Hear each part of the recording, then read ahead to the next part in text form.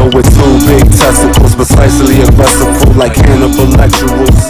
And when the pressure builds, I'm making niggas spectacles, using my tool tactical, get burned by the strap.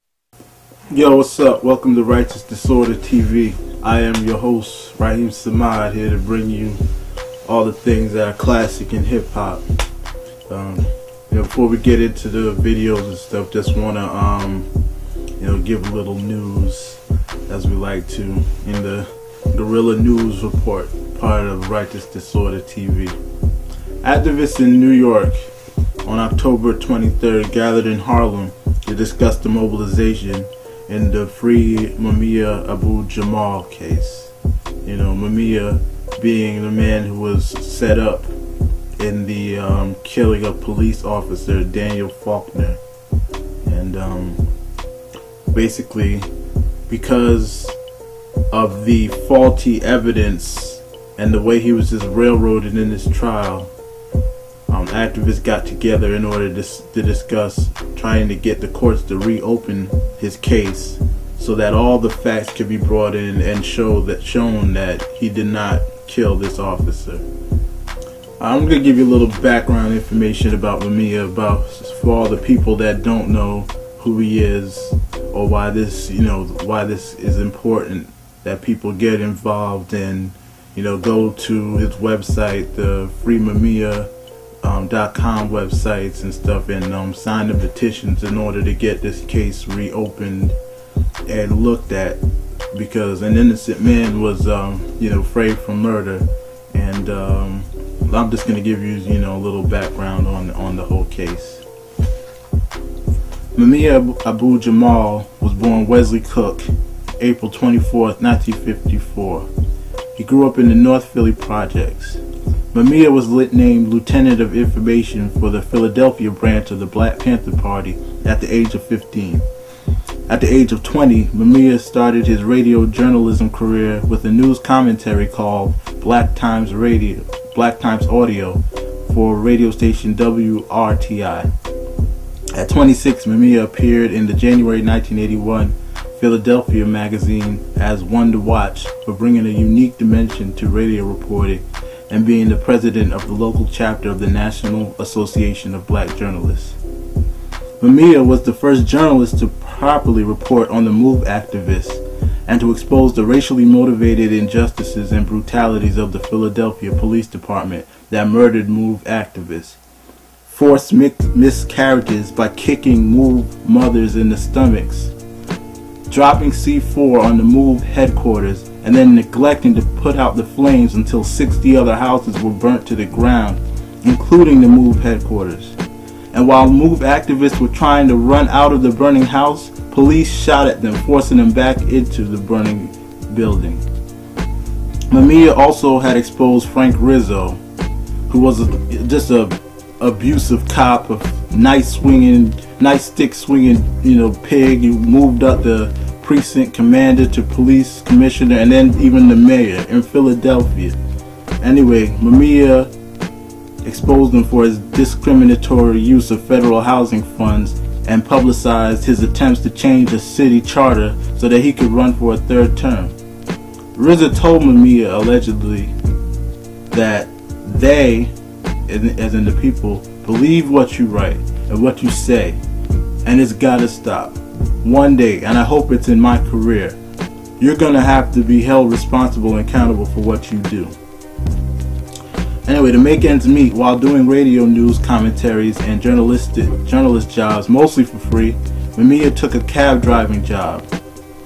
And after being robbed twice doing his cab runs, Mumia bought a gun to protect himself. On December 9th, 1981, Mumia was driving past 13th and Locust when he saw commotion in the street. A man was held over the hood of a police car while being beaten with a flashlight. And when Mumia recognized the man being severely beaten by the police, he immediately curbed the car and ran over to the man, who was his brother, Billy, to assist him and hopefully to stop the police from beating him more than they already had. And as Mumia ran across the street, he never heard a sound, but he knew he'd been shot when something lifted him from his feet.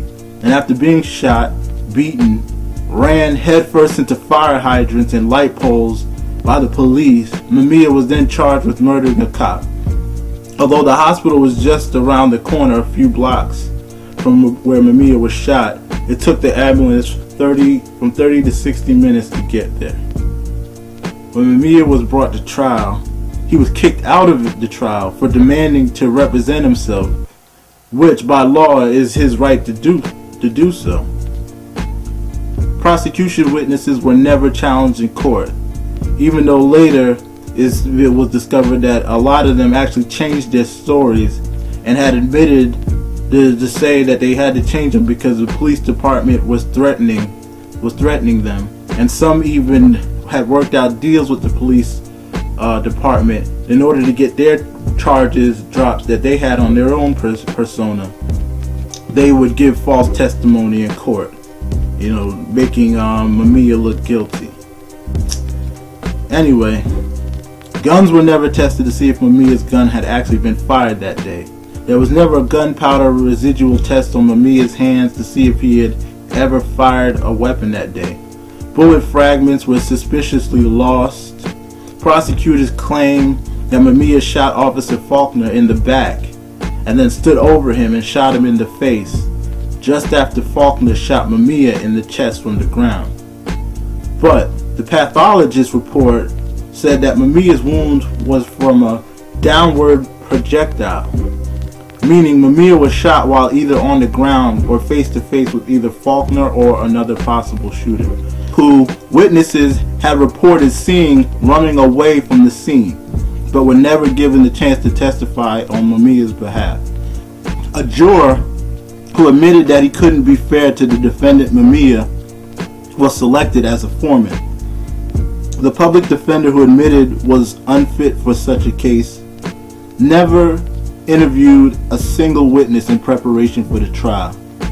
It didn't have funds for defending a capital case. The prosecutor removed 11 qualified African Americans from the jury, and he also argued for the death penalty because of Mumia's affiliation with the Black Panther Party. This practice was later condemned as unconstitutional by the U.S. Supreme Court. But the craziest part of the whole thing is that a former hitman named Arnold Beverly has later admitted to being the one who killed Officer Faulkner. And he claimed he killed him because allegedly he was getting in the way of mob and corrupt police work. So, like I said, it's important that, people go and you look into this case and investigate it.